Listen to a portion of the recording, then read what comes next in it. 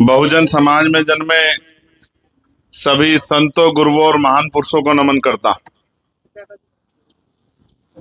जिन महान पुरुषों के संघर्ष योगदान की वजह से इस देश में हक वंचित समाज के लोगों को आगे बढ़ने का अवसर मिला, संविधान के जरिए बराबरी का अधिकार मिला, जिनके संघर्षों से हमें अवसर की समता मिली, उन सभी महान पुरुषों को नमन करते हुए उनमें भी राष्ट्रपिता ज्योतिबा फूले, छत्रपति साहू जी महाराज, डॉक्टर बाबा साहब अम्बेडकर, मान्यवर साहब श्री काशीराम, संत राम बी ए प्रजापति जी, बाबू शिवदयाल चौरसिया जी और सभी महान पुरुषों को नमन करता हूं।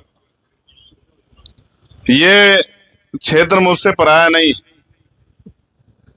मैं बहुत बार इस क्षेत्र में आया हूं और एक बार तो यहाँ एक बहुत बड़ी समस्या खड़ी हुई थी। महाराज जी जानते होंगे उस जगह, वो जगह थी मलकपुर खद्दर में, जहां महिलाओं पे और बच्चों पे पुलिस द्वारा अत्याचार किया गया था उस गुरु घर को लेके। उस बार भी हम लोग यहाँ आए थे और जहां मैं पैदा हुआ हूं सहारनपुर के बेहट विधानसभा में, वो भी इससे मिला हुआ है। हमारे गुरुजी भी यहाँ बैठे हैं, श्रद्धादास जी। तो ऐसा लगा जैसे मैं घर आ गया। मैं इसके लिए अपनी जिले कमेटी और अशोक भाई का बहुत बहुत धन्यवाद देता हूं, क्योंकि इस आंदोलन में बहुत कम समय ऐसा होता है कि घर की तरफ जाना होता, और घर की तरफ जाए भी कैसे। जब समाज को परिवार मानते हैं तो ये भी मानते हैं कि समाज में जो परेशानियां अभी हैं, किसानों के साथ, नौजवानों के साथ, महिलाओं के साथ, बच्चियों के साथ, पढ़े लिखे युवाओं के साथ, रोजगार के लिए हो, पढ़ाई के लिए हो, अच्छे अस्पतालों के लिए हो और क्षेत्र के विकास की हो, तो ऐसा लगता है कि इन क्षेत्रों को नयनदार किया गया।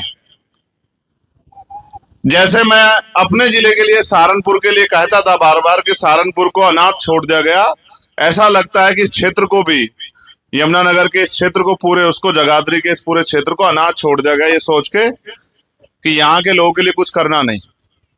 तो आप बताओ, आप सब लोग इस क्षेत्र के हो, बताओ क्या यहाँ के नौजवानों को रोजगार नहीं चाहिए?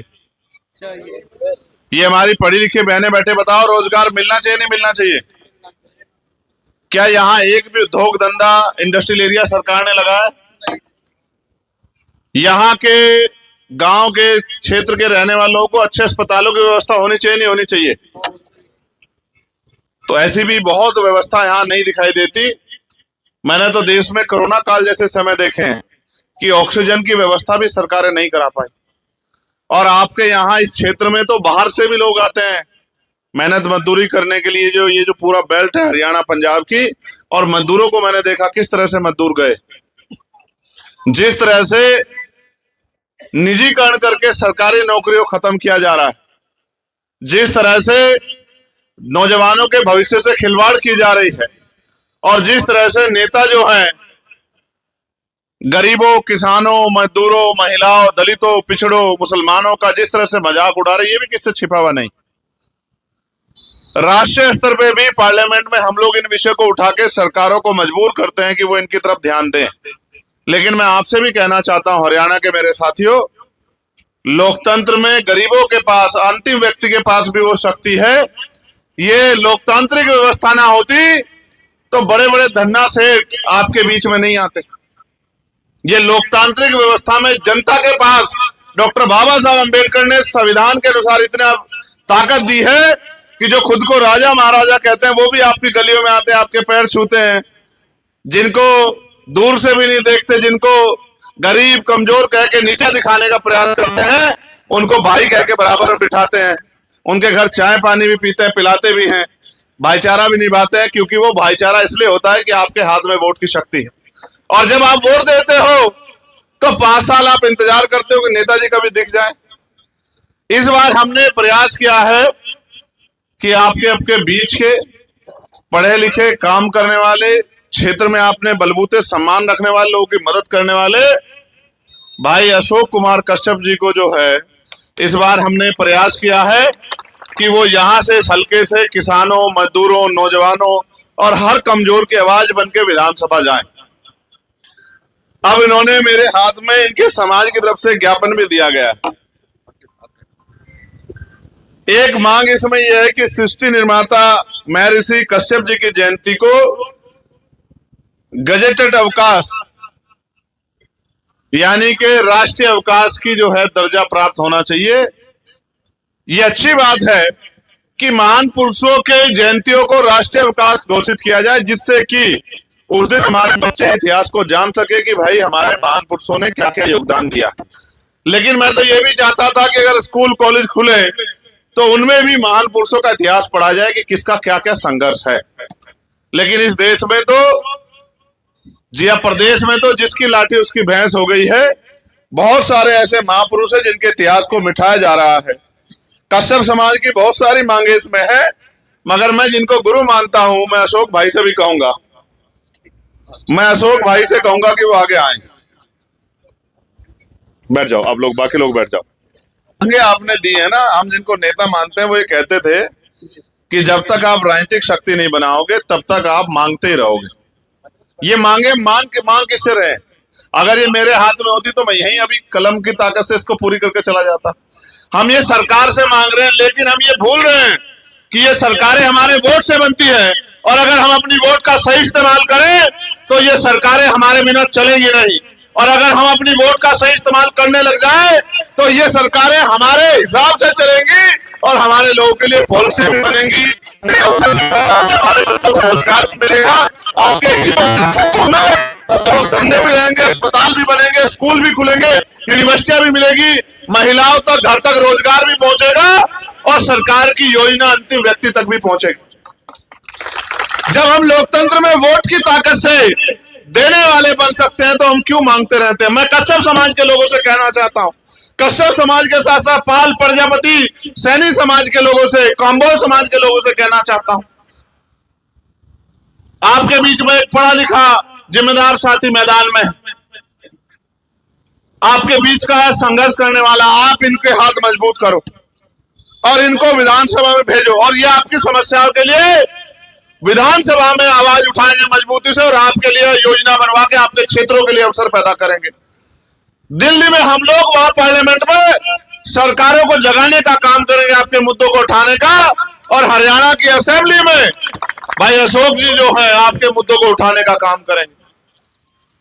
आप जानते हैं कहीं भी अगर किसी पे भी कोई आंच आई है पिछले 10-12 साल के हमारे संघर्ष में, हमारे भाई संजय जी भी यहाँ है, तमाम और साथी हमारे यहाँ हैं, हमने कभी जाति धर्म नहीं देखा, पीछे मुड़ के नहीं देखा, हमेशा ये देखा जिसको हमारी जरूरत है हमें उसके साथ रहना, और हमने इसको अदा किया है। मेरे क्षेत्र के लोग, यहाँ मुझसे प्यार करने वाले सब लोग जानते हैं, चाहे नौजवानों के हितों की बात आई, चाहे किसानों के हितों की बात आई, महिला पहलवानों के हितों की बात आई, चाहे एनआरसी पे मुस्लिम भाइयों की बात आई, किसी के साथ भी अगर समस्या हुई है तो हमने उस लड़ाई को मजबूती से लड़ने का काम किया है। लाइट तो यहां हरियाणा के मुख्यमंत्री जी की चली गई है।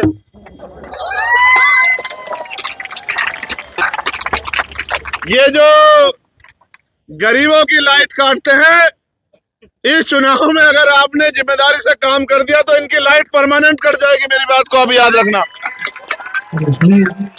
जिस सत्ता के दम पे गरीबों पर जुल्म कर रहे हैं, बेतहाशा बिजली का बिल, चारों तरफ महंगाई की मार, और रोजगार के नाम पे ठगी, योजनाओं के नाम पे लूट, जिस मुख्यमंत्री को उठा के देखोगे वो एक से एक बड़ा घोटालेबाज निकलेगा।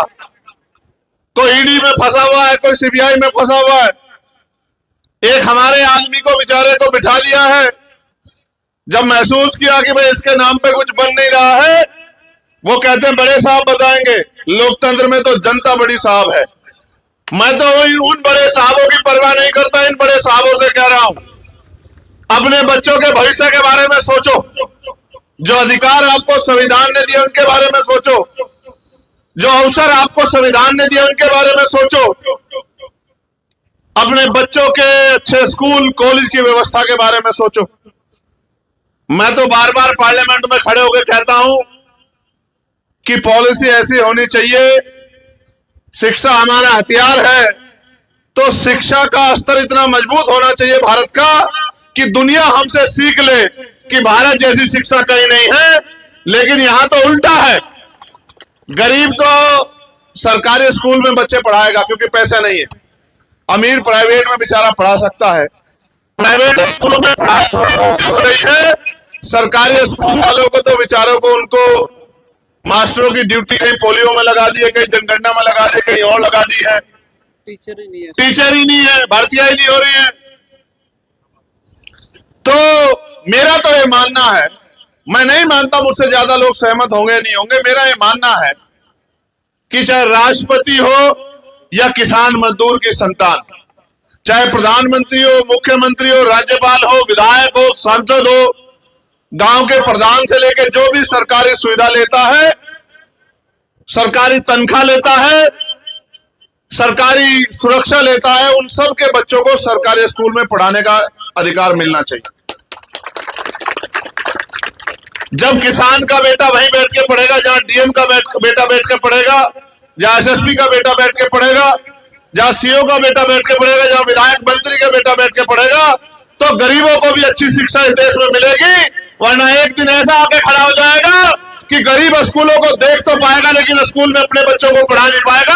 हम लोग 1950 से पहले समय में चले जाएंगे। और ये सब लेकिन जनता चुनाव के समय जाति धर्म के आधार पर वोट देती है, डर कर वोट देती है, घबरा के वोट देती है। मैं कह रहा हूं डर के नहीं, डट के वोट करो। अपने बच्चे के भविष्य और अपने भविष्य को ध्यान में रख के वोट करो और अपने बीच के लोगों को ताकत देने के लिए वोट करो। जिन लोगों को आपने आजमा लिया है, आजमाए हुए लोगों को छोड़ दो। अगर आजमाए हुए को आजमाओगे तो वही मिलेगा जो मिलता आया है। और अगर इन सरकारों ने आपके लिए बहुत अच्छा किया है तो फिर आपको अशोक जी की तरफ नहीं देखना चाहिए। और अगर आप इन सरकारों के काम से सहमत नहीं है तो फिर भाई अशोक जी को आपको ताकत देनी चाहिए। और छोटी छोटी विधानसभाएं आपके यहाँ, हमारे यहाँ तो बहुत बड़ी बड़ी विधानसभाएं, इतनी बड़ी बड़ी विधानसभाएं कि कई दिन में पहुंच पाते, लेकिन आपके यहाँ छोटी छोटी विधानसभा है। और अगर आप प्रयास करो, हजारों की संख्या में लोग यहाँ हैं, अगर आप एक एक फोन भी करने लग जाओ, आज से 30 दिन का समय से ज्यादा है वोट पड़ने में, और एक एक आदमी को तैयार करो तो मैं गारंटी देता हूं कि जो लोग आज इंतजार कर रहे हैं कि नेता उनको कुछ देगा, उनके हाथ में इतनी ताकत होगी कि असेंबली में उनकी आवाज बहुत जोर से गूंजेगी और उनके क्षेत्रों में काम होगा, उनके बच्चों के लिए अवसर पैदा होंगे।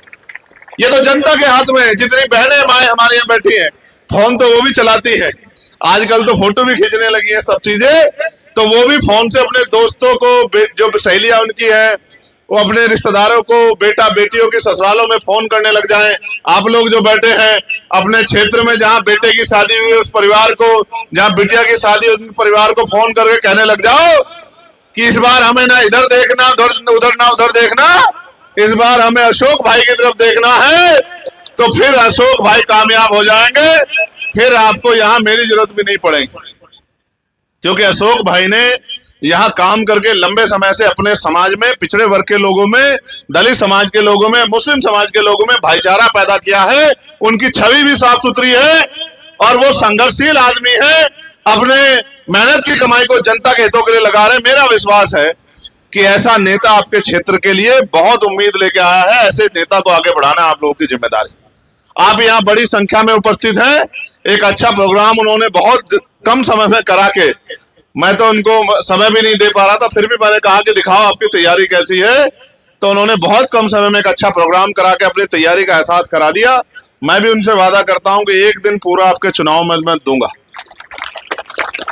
और मैं अपने साथियों से भी कहूंगा जो उधर के हमारे तैयार नेता हैं, हमारे प्रदेश अध्यक्ष जी कमल बराड़ा जी भीम आर्मी के यहाँ हैं, हमारे छोटे भाई हमारे जिला अध्यक्ष प्रदीप जी यहाँ हैं, मैं इनसे भी कहूंगा, और मैं अपने सहारनपुर से आए साथियों को जो संचालन करे थे उनसे भी कहूंगा कि आप ये लक्ष्य बना लो कि हमें अशोक भाई को, एक पिछड़े वर्ग के बेटे को इस बार विधानसभा भेजना है, तो इधर आके मेहनत करवाने का काम करो। और उधर मेरी गाड़ी के पास भी हमारे साथी खड़े हैं, वो जो मुझे मेरी खबर पे यहाँ, उनसे भी मैं कहूंगा अगर इस बार चूक जाएंगे तो 5 साल बाद मौका आएगा। 5 साल तक इंतजार नहीं कर सकते, 5 साल में बहुत कुछ बदल जाएगा। इसी बार इसी बार करके ताकत बनानी है। इसी बार जो है अपने साथियों को आगे बढ़ा के भेजना है, जिससे कि विधानसभा में इन क्षेत्रों की आवाज भी उठे और इन क्षेत्रों की आवाज उठाने वाले लोगों को के जरिए इस क्षेत्र का भला भी हो। आपने मुझे सुना, मैं आपका बहुत बहुत धन्यवाद करता हूं, क्योंकि बहुत सारे कार्यक्रम बाकी हैं। जिस तरह ये सूर्य आप देख रहे हैं, अब इसके छिपने का समय हो गया है। ये सूर्य तो छिप रहा है, लेकिन इस सूर्य के उगने का समय हो गया है। ऐसा मेरा विश्वास है कि जो लोग हमारे संघर्ष से प्यार करते हैं, जो हम पे भरोसा करते हैं, वो जानते हैं कि हम लोग मिट तो सकते हैं लेकिन झुक नहीं सकते। मैं आपसे पूरी जिम्मेदारी से कह रहा हूं, आप अपनी वोट का इस्तेमाल भाई अशोक जी को ताकत देने के लिए करें, किसी नेता की बातों में ना आए। इस बार अपने भाई पे भरोसा करें और फिर देखिए किस तरह से आपके क्षेत्रों के लिए आवाज उठती है, किस तरह से आपके क्षेत्रों में पॉलिसियां बनती है। मैं इनको भी कहना चाहता हूं, जिस तरह का जुल्म आज देश में हो रहा, भाईचारा तोड़ा जा रहा है, कहीं किसी की हत्या हो रही है, कहीं बुलडोजर चलाया जा रहा है, कहीं किसी को मारा जा रहा है, जाति धर्म के आधार पर कार्रवाई हो रही है। यह हिंसा तब तक नहीं रुकेगी जब तक इन सत्ता में बैठे लोगों को हम लोग उखाड़ के नहीं फेंकेंगे और अपने भाईचारे वाले साथियों को हम लोग विधानसभा नहीं भेजेंगे। मैं आपसे अपील करता हूं, अभी तो आपकी तारीख आगे बढ़ गई है, पहले तो 1 तारीख थी, अब 5 हो गई है, तो 5 तक लगभग 1 महीने का समय है। 1 घंटा अपने क्षेत्र के लिए जरूर निकालना। अगर ना भी जा पाओ वर्करी में तो फोन का इस्तेमाल जरूर करना। और फोन ये इतनी बढ़िया चीज आ गई है, फोन में वीडियो देखने में कई घंटे लगा देते हैं। रील का बड़ा वो चल रहा है आजकल, अभी हर आदमी को रील बनानी है। कुछ रीलें तो देख कर ऐसा लगता है कि इस उम्र का आदमी भी रील बनाने का शौक रखता है। तो रील से रियल में आना है, उस 1 घंटे वीडियो नहीं देखनी, रिश्तेदारों को फोन करके जागरूक करके भाई अशोक जी के लिए अपील करनी। कर दोगे नहीं कर दोगे इतना काम? दोनों हाथ उठा के बताओ जो लोग अशोक भाई की मदद करेंगे। एक आदमी है जो हाथ नहीं उठा रहा है, एक नौजवान, और मैं एक हाथ उठा, उसका मेरी नजर बहुत पार की है। और वकील हूं मैं, पीला कुर्ता पहन के जो बैठा है उसका हाथ नहीं उठा, अभी एक उठा है, और दोनों उठाके तभी माना जाएगा कि वो हमारे साथ है और उसको हमारी आवाज चली गई जिसको हमें भेजनी थी। मैं बहुत बहुत धन्यवाद देता हूं और मेरा विश्वास है कि आपका आशीर्वाद इस बार मुझे, हमारी टीम को और अशोक भाई को जरूर मिलेगा। बहुत बहुत धन्यवाद। जय भीम, जय भारत, जय संविधान, और आप सभी के लिए मंगल कामनाएं। और जो मांग कश्यप समाज के लोगों ने मुझसे रखी है, आप जानते हैं पार्लियामेंट में मुझसे ज्यादा सवाल नहीं उठाए हुए किसी ने। आप देखना कि इस मांग को मैं पार्लियामेंट में बहुत जोर शोर से उठाऊंगा, इस बात का मैं आपसे वादा करता हूं। बहुत बहुत धन्यवाद। और मैं कोशिश करूंगा कि सदगुरु रविदास जी महाराज की जयंती पर भी और महर्षि कश्यप जी की जयंती पे भी और भगवान वाल्मीकि जी की जयंती पे भी गजेटेड हॉलिडे होना चाहिए। इसके लिए मैं जोरदार जो है आवाज उठाऊंगा। बहुत बहुत धन्यवाद।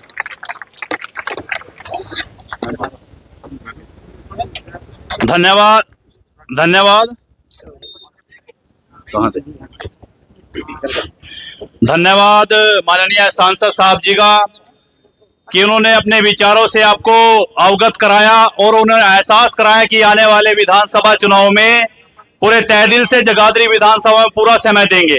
तो उनका तहे दिल से धन्यवाद। जोरदार तालियों के साथ उनका स्वागत किया जाए। अब मैं डॉक्टर अशोक कश्यप जी को बुलाऊंगा कि अपने विचार रखें। हाँ।